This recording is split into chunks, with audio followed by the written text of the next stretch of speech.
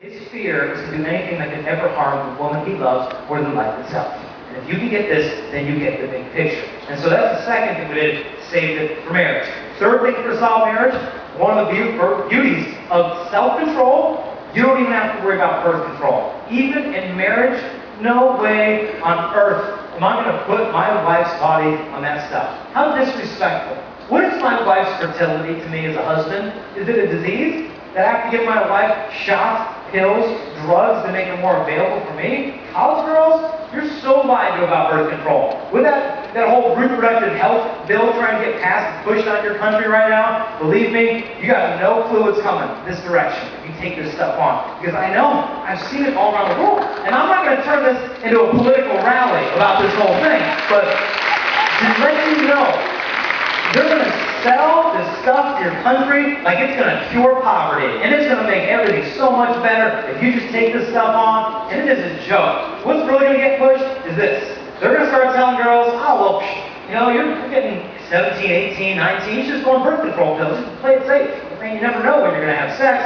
Birth control pills, safe? Really? How come they never tell the girls when she gets birth control, hey, sweetie, here's your birth control pills. Before you put them in your mouth every day, you might want to know you are increasing your risk of developing breast cancer by taking the birth control pill. Some doctors like that's not true. It's not true. Really?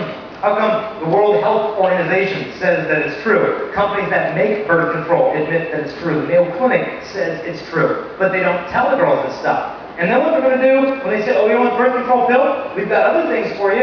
We've got the birth control shot. It's a needle. They inject you with a chemical called Depo-Provera. And before they stick it in you, make sure they tell you, the company that makes Depo-Provera is called Pfizer Pharmaceuticals. And they are now being sued for more than $700 million because it thins out the girls' bones. They have girls in America now, 20 years old, with the bones of a 60-year-old woman in their body because they took Depo-Provera for 2 years as a teenager. And where I live in California, if you're a child molester or a rapist, you know what they do to you? They put your butt in prison where you belong. But you know how they punish you when you're there? I love it. According to the California government website, sex offenders in California now may be punished by Depo-Provera treatment. And the prisoners shall continue getting injections so the treatment's no longer necessary. They inject child molesters with girls' birth control in California. Why? It reduces your desire for sex. But you know who they will not give it to now? Dogs. Veterinarians refuse to give the same chemical to dogs. They said that is not safe enough to give to our house pets.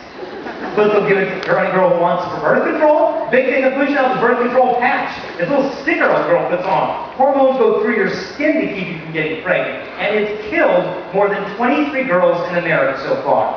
More than 5,000 lawsuits against the manufacturers. But because they make over $1 billion a year for birth control, hey, hang off these women, be quiet about the death of their family from the patch, that's a small drop in the bucket for the billions of dollars we're getting from these drugs. And they'll say, oh, you want the patch?